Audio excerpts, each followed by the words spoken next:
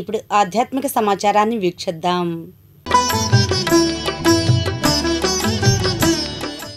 మంగళగిరి ఇమాన్యుయల్ చర్చిలో Indian Christian day celebrations ప్రత్యేక కార్యక్రమాలు నిర్వహించారు.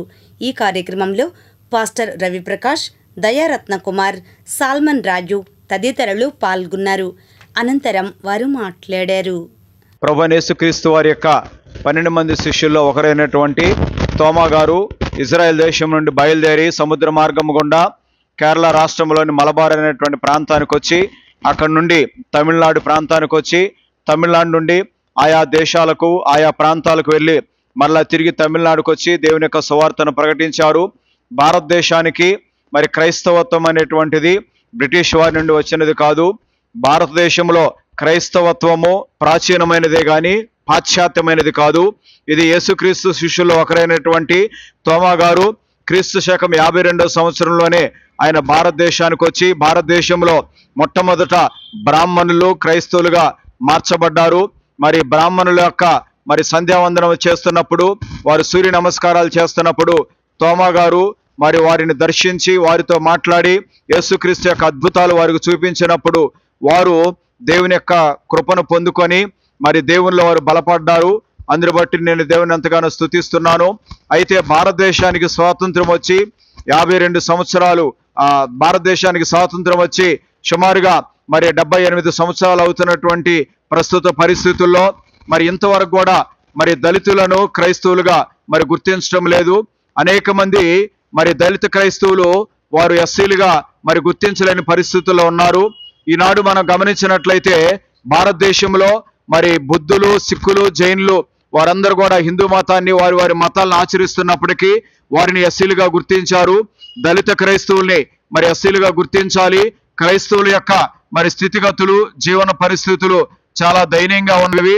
కాబట్టి భారతదేశంలో క్రైస్తవత్వం అనేటువంటిది కేవలము క్రీస్తు ప్రేమను చాటడానికి, క్రీస్తు యొక్క మంచితనాన్ని పెంపొందింప చేయడానికి మాత్రమే క్రైస్తవత్వాన్ని మేము ఇక్కడ చూస్తూ ఉన్నాం.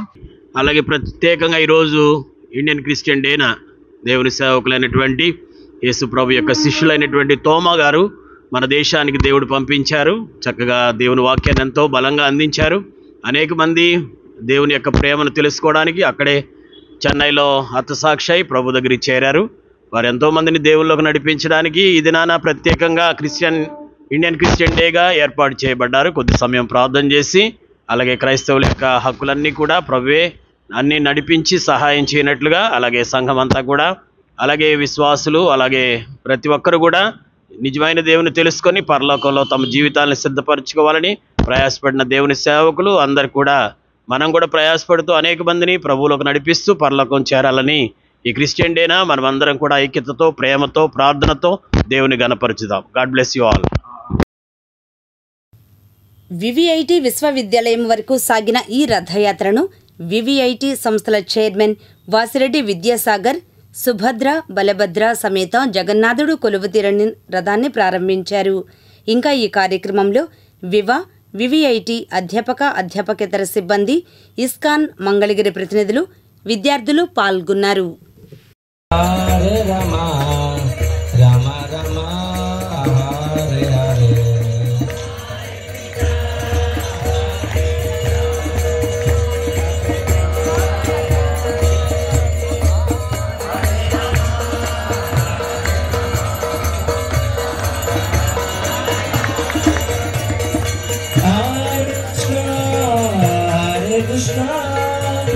Krishna Krishna